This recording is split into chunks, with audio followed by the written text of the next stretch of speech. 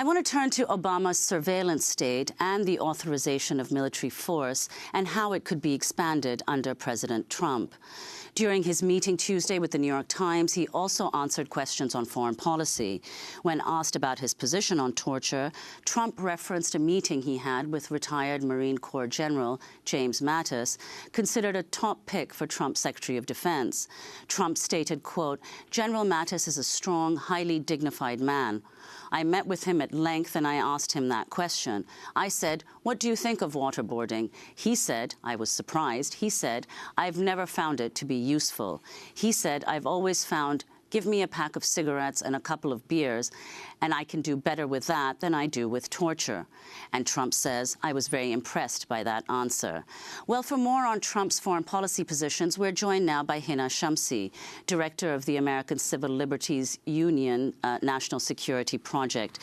So, Hina Shamsi, can you tell us some of your concerns about what a Trump presidency will mean for questions having to do, for instance, with this proposed plan for a Muslim registry, although he's gone back and forth on that, and it's very unclear what precisely he means by it now, and what the origins in particular of this Muslim registry system are, when the system was first put in place, and what you think is the likelihood that Trump will be able to implement it.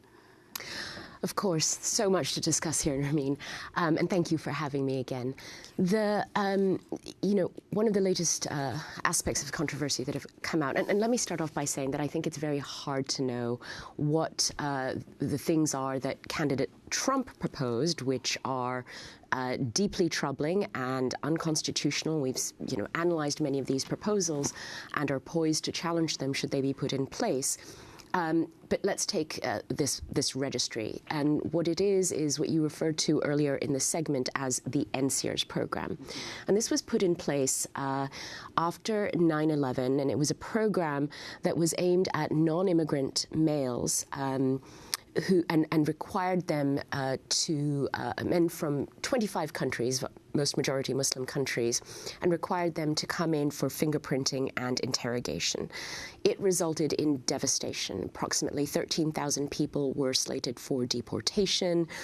Families were torn apart. Small businesses were deeply negatively impacted. The impacts continue in communities today. Now, the program was discontinued in April 2011.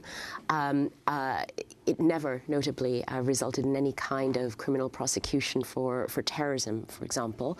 And the Department of Homeland Security discontinued it and said that they were going to focus instead on targeting actual wrongdoing instead of these kinds of registrations and sweeps. Now, recently, it appears that this program is again under consideration. This is one of the things that candidate Trump talked about, that his advisors have talked about. And despite the fact that the program was stopped, there is a concern, a deep concern, one that is roiling minority communities around the country, that it could be reinstated. And so there is one very important thing that the Obama administration can do, and the ACLU, over 200 organizations, colleagues around the country have asked for this, which is dismantle the regulatory framework that still exists for NSEERS and is still in place, and make clear that it served little to no purpose, so that this program will be harder to reinstate again if the new administration is hell-bent on doing it. Well, I want to thank you very much for joining us, Hina Shamsi, director of the American Civil Liberties Union's National Security Project. When we